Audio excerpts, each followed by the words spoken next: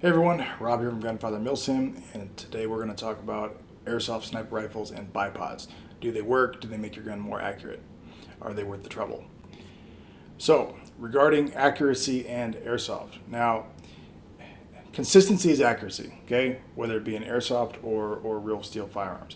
And the more consistent you can make your shooting, the more accurate your shooting is going to be. So that's what we're talking about with bipods, is trying to stabilize that barrel so it's in the exact same position every time and it is as consistent as possible for every shot.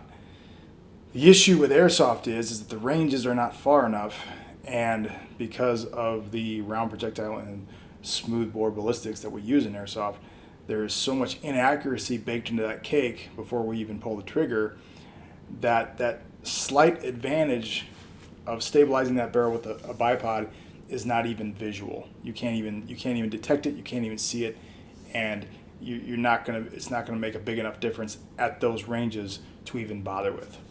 All right, that was my theory walking into it, and well, the more I thought about it, I thought, well, maybe it does. Maybe I'm wrong. Maybe it'll be 10%, 25% tighter group. That's kind of thought, well, that might happen. It could be.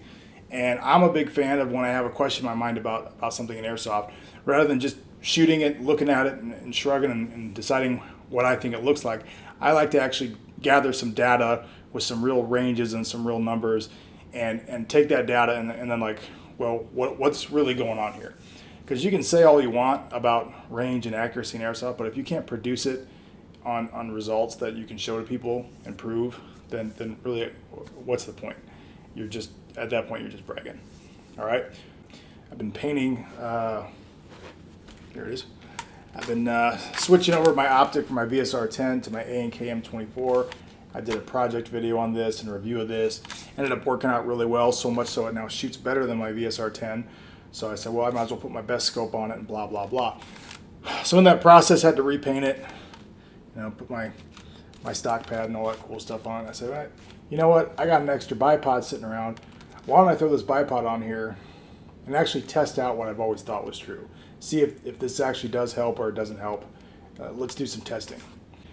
This particular bipod is a Harris bipod type S. Means it swivels, means it's got a little bit of cant back and forth when you're using it. It's a good bipod. They cost about $80 to $100. Some of the nicer models I think go up to about $120. It's the same one I use at work. It's a great bipod. I use it on a lot of my real steel rifles. Is it the best bipod out there? No, but it's very good, and by airsoft standards, it's excellent compared to any like cheap Chinese airsoft bipod you're going to use. So the bipod I'm using for this test is a very good bipod. This gun shoots right at 550 with .2s. Right around 2.8 joules, which is the limit in the US. I was using 0.45 gram longbow BBs when I did this test.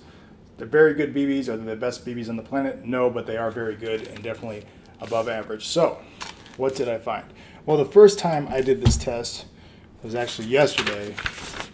Here, I'll post a picture so you guys can see it easier. But basically what I discovered was I did 10 shots with the bipod, 10 shots without the bipod. I only did this at 25 yards.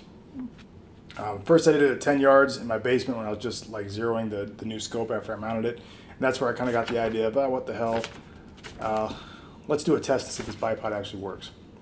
So I went out in my backyard. Longest shot I got back there is only 25 yards. Nice thing is I got lots of trees and lots of fencing, so there's no wind and no problem there. So at 25 yards, this was the first target. Black shots of the bipod, and the silver or gray are the no bipod. You'll notice it's only 10 shots each, and it's basically a wash. One is not more accurate than the other. I wasn't really comfortable with that, even though it was what I expected, because it's only a data set of 20 shots, 10 each. So I wanted to do more. So today, got everything out again, put together another target, and did 2 more targets, and I did 15 shots of each on this. So this is a total of 60 shots, 15 and 15, 15 and 15. And on these, the black shots are the ones that are with the bipod, and the red are the ones that are without. And once again, I'll put photos up.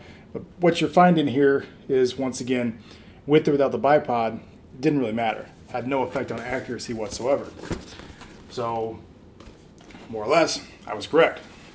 I did, however, find there was some interesting aspects to the bipod that I did find beneficial, so much so that I probably will run this a little bit this season on this rifle. Not to mention I'm with the trouble of painting it, might as well use it. But one thing was it was easier to actually fire the shots with the bipod. It was just more comfortable. It was easier to operate the gun because this gun is a lot heavier than my VSR 10. Marginally so, but it was more comfortable.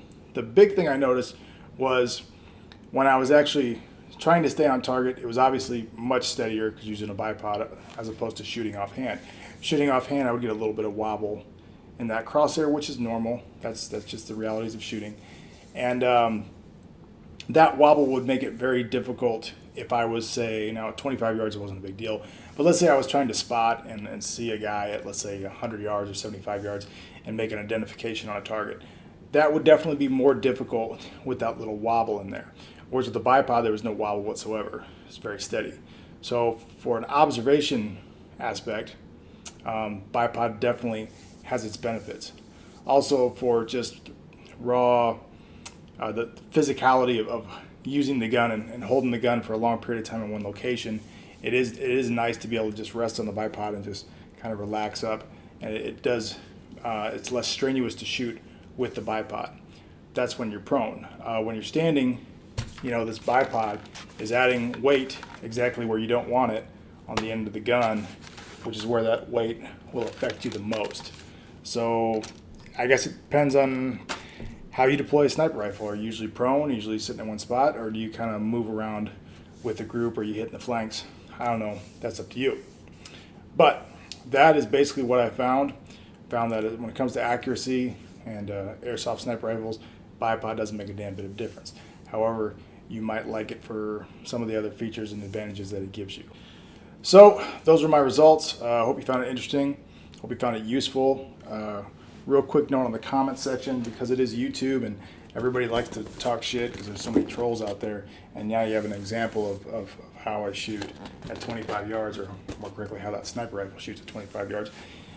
Before you jump on there and say, oh my god, that's really, really inaccurate and my sniper rifle is so much more accurate, you might want to laser off 25 yards, put a target out there and shoot 20 shots at it, and look at your own group, because I'm pretty sure you're going to be surprised that your awesome airsoft sniper rifle, and this is a very nice one, is not nearly as accurate as you think it is. It just is what it is. It's the limitations of of airsoft. It's just not as accurate as we think it is. Anyway, if you want to have a discussion, tell me what you think, whatever, cool. See you in the comment section, and thanks for watching.